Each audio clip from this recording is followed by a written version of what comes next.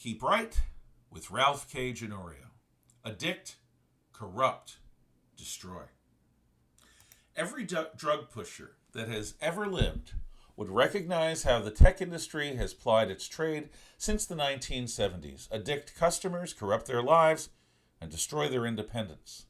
The human race, both within and beyond the developed Western world, now increasingly faces an extinction-level threat because of our newly acquired, desperate, and uncritical technophilia.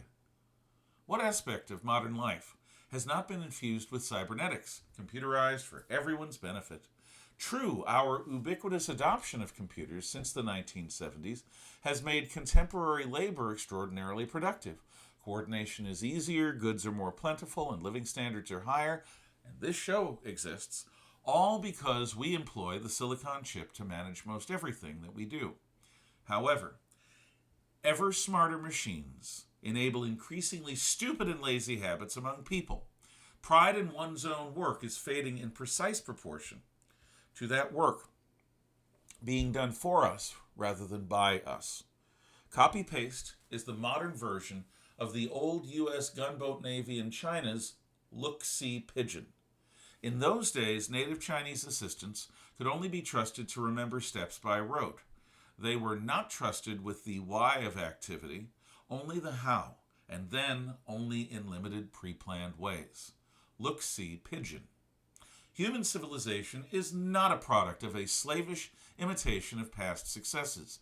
Especially in the Western world, individuals have the scope to choose to deeply learn how and why things work enough to create even better ways of doing everything. If those critical people among us who dream, innovate, inspire, and lead should come to stagnate and ossify, then civilization must inevitably collapse into a new dark age. Since civilization is composed of each of us, then every one of us must adopt an active frame of mind. We must be hunters of opportunity rather than spectators in our own lives. We must think beyond what is minimally required for survival and instead wonder how we might improve our own lot as well as the lives of others, maybe even employing excellence. All of this demands the cultivation of human minds that inquire, evaluate, and determine what we might do next. Such a mindset is very similar to a healthy, intelligent child inventing games to play. This cybernetic technocracy that we have built around us has established a cultural atmosphere that produces the very antithesis of open-ended and creative individual free play. We are observed, categorized, channeled, coordinated, and managed so thoroughly that whole generations are rising among us who have never had to entertain themselves. If a man cannot entertain himself, he cannot think for himself.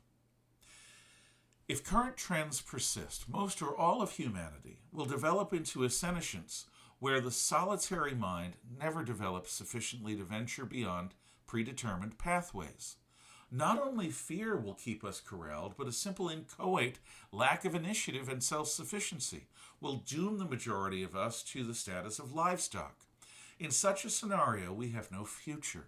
A humanity that is thoroughly dependent upon cybernetic systems will simply be discarded as an evolutionary dead end when the power grid fails. The technocrats who will have trapped the rest of us will then find themselves incapable of escaping from their own stratagem. Any cybernetic caricature of sentience will find itself lost in a maze of its own limitations. Intelligence without some kind of transcendence cannot be dynamic enough to persevere for very long. Silicon minds have no subconscious, no connection to the genuine creator, no soul.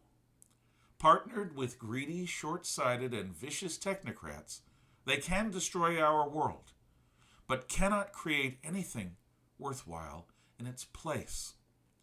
Paradoxically, humanity's greatest technological achievements may demonstrate our need for God, for a soul, and for a capability to creatively imagine beyond logic.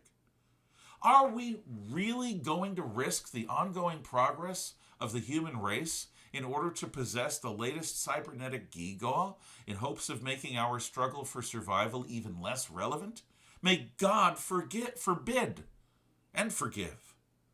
May we human beings reclaim our place as free children of God, each determining our own fate through our own free will. May we be wise enough to reject convenience in return for truth. Thank you for listening.